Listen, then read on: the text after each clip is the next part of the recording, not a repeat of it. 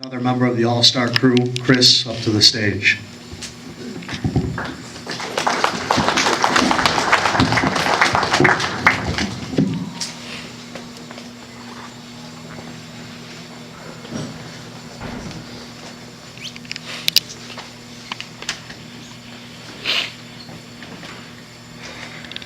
First, thank everyone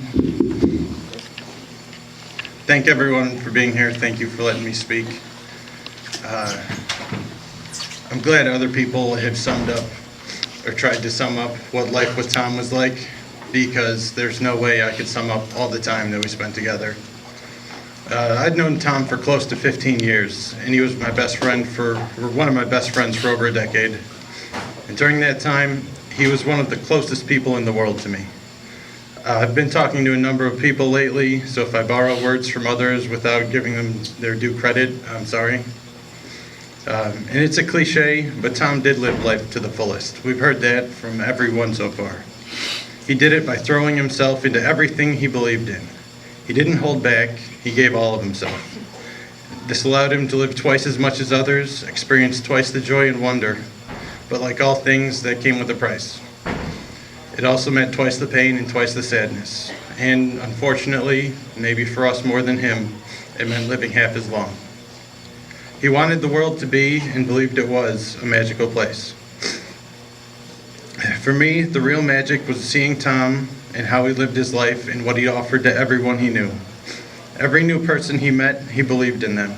He believed in the best of them, of what they were and what they could be. At times, I wondered if that everlasting belief was miraculous or naive.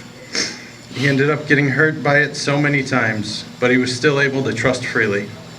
Most people would learn their lesson and not be so willing to give others the benefit of the doubt. For Tom, no matter how many times he ended up getting hurt by that belief, he refused to let it hurt his faith in people. He wouldn't become so jaded that he would doubt the goodness of people. And now, I think that belief of his is miraculous. He knew what he was getting into each time he met someone new. That when he trusted them, they had the potential to hurt him.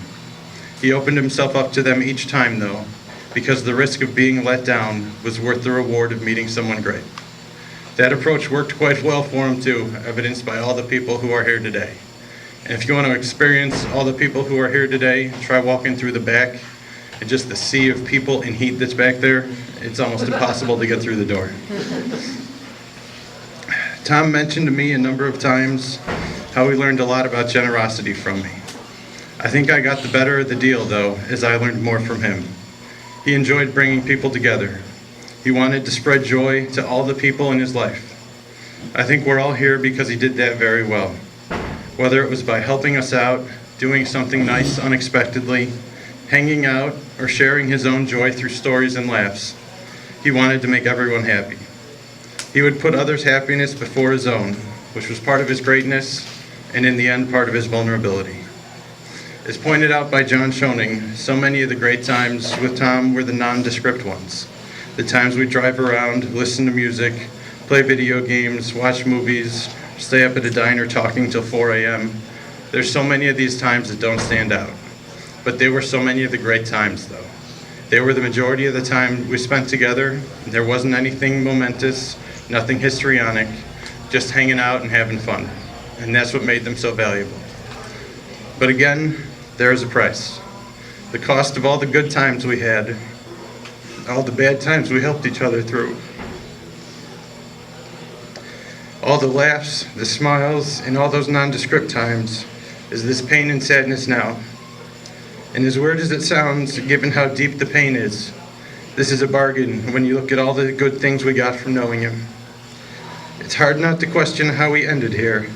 If there are no answers that will ease the pain. It's more important to remember the good times, the lessons learned, and what I imagine Tom thought about every time he met a new person. That worrying about the pain will only keep you from finding good people to let into your life.